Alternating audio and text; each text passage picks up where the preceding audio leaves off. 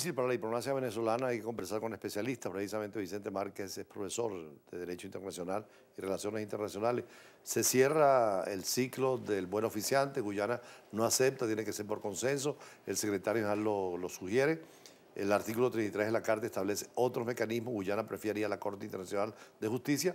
Y bien, en la reunión de Mercosur vamos a ver qué apoyos tenemos, porque el CARICOM ya se pronunció en favor de Guyana, a pesar de que Petrocaribe lo ayudó tanto a todos esos países. Y veremos en otras instancias. Argentina siempre planteaba el test de las Malvinas en todas las conferencias internacionales, ganando adeptos. Ahora, ¿cómo ves esta reunión de Mercosur? Bueno, sin duda el tema con Mercosur aquí pudiera ser en principio favorable a la postura venezolana, o al menos de una solidaridad desde el punto de vista de enunciación, de declaración. Ahora bien, hay que tener en cuenta también de que algunos países del Mercosur mantienen una muy interesante relación y estrecha relación con Guyana. En este caso Brasil tiene intereses en la zona, inclusive en reclamación, cosa que no se toca mucho, no se menciona mucho, al menos en los medios venezolanos. Habría que ver la posición de Brasil realmente en el tema. Muy probablemente Brasil adopte una postura equidistante. Probablemente no le cierre filas a Venezuela, pero tampoco va a ser un apoyo incondicional. Seguramente Argentina, por el tema de las Malvinas, pudiera tener un apoyo inclusive y una participación más activa en el tema. No hay que olvidar también de que se está ampliando o se está proponiendo en esta convocatoria a otros jefes de Estado más allá de Mercosur. Sería interesante ver cuáles son las declaraciones en este sentido. Ya el presidente Maduro había dicho de ir a la UNASUR, de denunciar el caso ante UNASUR, y esto probablemente es un preludio de lo que muy probablemente suceda en una reunión de UNASUR. Ahora, claro, hay un documento básico para nosotros, que es el Tratado de Ginebra del 66, Exacto. donde está por definirse la frontera. Hay una posición de Guyana que dice que en 1899 fue la frontera definitiva con el laudo, y esa es la situación. Para nosotros, laudo írrito, para Guyana no entrar directamente por el acuerdo de Ginebra. ¿Hacia dónde va esto? Bueno, al final lo que está pasando con la relación de Venezuela con Guyana ya tiene sus antecedentes, aparte de mayo del año pasado, con la declaratoria, declaratoria sobre el tema de las aguas marinas por parte de Venezuela, también con la elección del general Granger en Guyana, en mayo de este año. Eso de alguna manera aceleró aún más y dio el pistoletazo de salida para toda esta coyuntura que se está presentando. Ya el hecho de que Guyana diga de que no quiere ir al sistema de buen oficiante, sino quiere recurrir a una instancia superior, que en este caso es la Corte Internacional de Justicia, da a entrever de que el gobierno de Guyana ya está de alguna manera interesado en poner finiquito a esta controversia, darle un portazo definitivo. Habría que ver, por supuesto, la actitud de Venezuela. Se supone y se haría suponer que Venezuela probablemente se niegue a esa postura, que trate de buscar la manera de mantener la idea del buen oficiante. Faltaría buscar la manera de que al menos en el marco de UNASUR, en el marco de la reunión que se vaya a convocar en Mercosur, hay alguna pista de entendimiento, porque a luz pareciera de que no hubiese un entendimiento, porque se están planteando soluciones distintas, o al menos vías de solución distintas por parte de los dos países. De todas maneras, en el caso de otros países como Colombia y Nicaragua, fueron al tribunal, a la Corte Internacional de Justicia, lo mismo Chile y Argentina. O sea, hay precedentes que en materia territorial, de 100 casos, 30 por lo menos son territoriales en el mundo con la Corte Internacional, que además es neutra. Claro, el tema es que para ir a la Corte Internacional tiene que haber el consenso de los dos países. Claro. En este caso, Venezuela históricamente ya le ha tenido una resistencia a ir a estos mecanismos por distintas razones, casi todas históricas.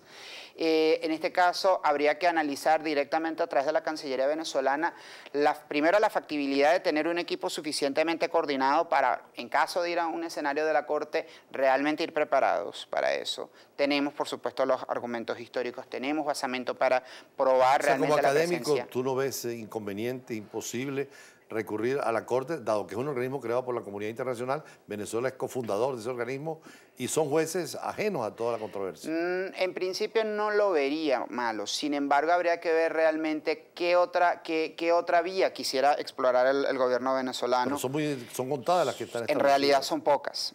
Pensar en el buen oficiante ya se tranca la situación. Nadie lo va a aceptar. No lo va a aceptar. Y además la negociación simple, directa, pues aparentemente la rechaza. No pareciera, porque son la investigación, posiciones distintas. Que es otra vía también, no está planteada. No, en realidad no. todos los caminos terminan llevando En una oportunidad, la corte, Argentina y Brasil, Argentina y Chile recurrieron al Papa Juan Pablo II y dijeron que él determina hasta dónde es la frontera. Creo que Venezuela no va a dejar a un árbitro tampoco esta situación. No lo veo precisamente por el tema de los antecedentes históricos. Yo creo que al final todos los caminos llevan de alguna manera a la corte. Tarde o temprano Venezuela va a tener que prepararse para ese escenario.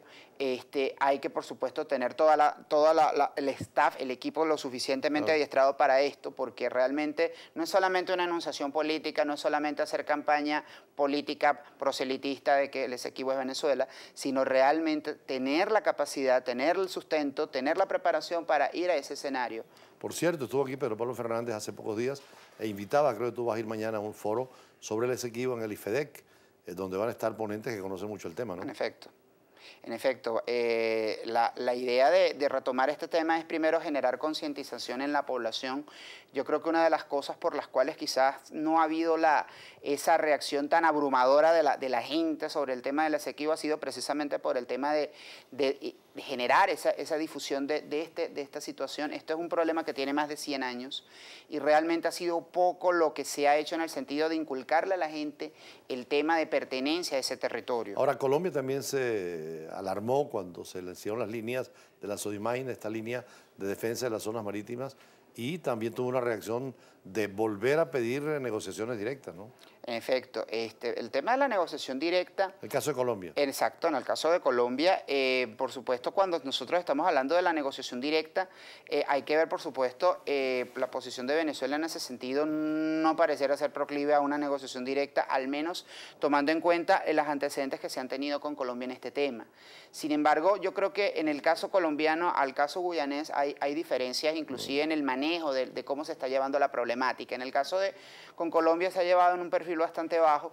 Por supuesto, la relación bilateral está a un nivel relativamente óptimo y pensar en generar ruido con este punto de la agenda quizás... Y abrir dos frentes también es inconveniente en una negociación internacional. Yo creo que al final, con el tema con Colombia se va a manejar quizás bajo una arista un poco más discreta, mientras que en el caso de Guyana, más por un tema, digámoslo así, de cierta coincidencia política por todo lo que ha pasado con la ExxonMobil y todo lo que ha pasado con el gobierno de Guyana, se le va a dar un cariz un poco más mediático y... Finalmente, hoy en la Universidad de Santa María de la Cola de Profesores se realiza un foro interesante, un evento con embajadas, y mañana y pasado mañana se está realizando un foro sobre la educación para la paz y el hecho de la defensa de la naturaleza, hasta la posibilidad de un tribunal penal internacional para delitos ecológicos.